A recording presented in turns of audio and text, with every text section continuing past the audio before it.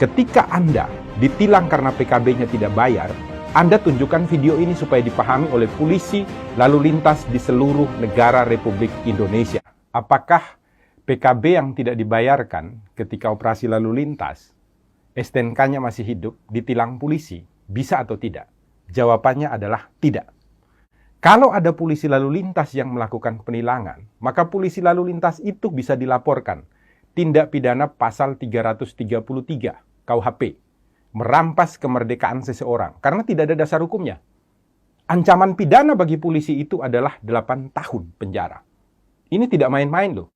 Nah, saya jelaskan sekarang dasar hukumnya. Pertama kita mulai dari STNK. STNK ini selalu ada 2 lembar.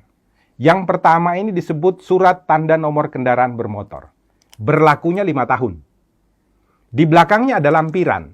Lampirannya ini adalah surat ketetapan kewajiban pembayaran PKB. Ini setiap 1 tahun sekali. Harus dibayarkan syarat untuk pembayaran pajak. Yang jadi masalah adalah polisi biasanya menganggap kalau PKB-nya tidak dibayarkan berarti STNK-nya tidak berlaku. Ini adalah sebuah kekeliruan. Kenapa demikian? Dasar hukumnya begini, biasanya dipakai polisi adalah pasal 288 ayat 1 untuk melakukan penilangan ketika PKB-nya belum dibayarkan.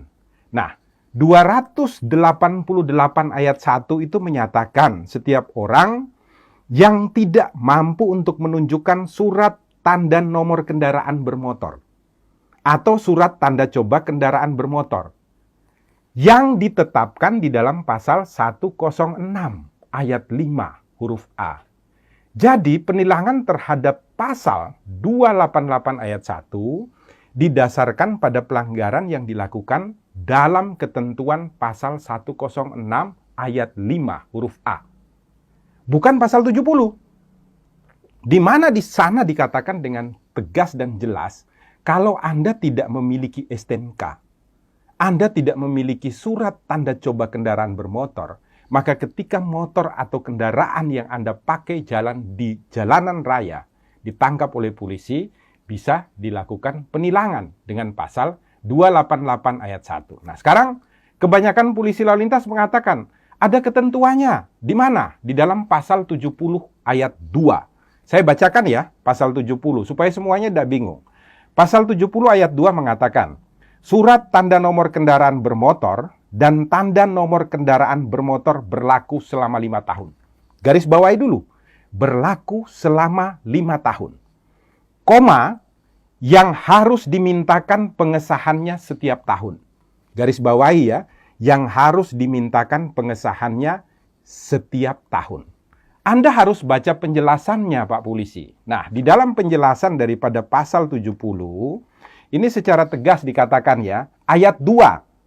Yang dimaksud dengan pengesahan setiap tahun adalah sebagai pengawasan tahunan terhadap registrasi dan identifikasi kendaraan bermotor, serta menumbuhkan kepatuhan wajib pajak kendaraan bermotor. Jadi maksudnya itu bukan kemudian STNK-nya tidak berlaku. Bukan. Maksudnya itu adalah untuk dilakukan registrasi dan identifikasi ulang terhadap kendaraan bermotor dan untuk membuat agar semua orang yang memiliki kendaraan bermotor itu wajib atau taat di dalam melakukan pembayaran pajak.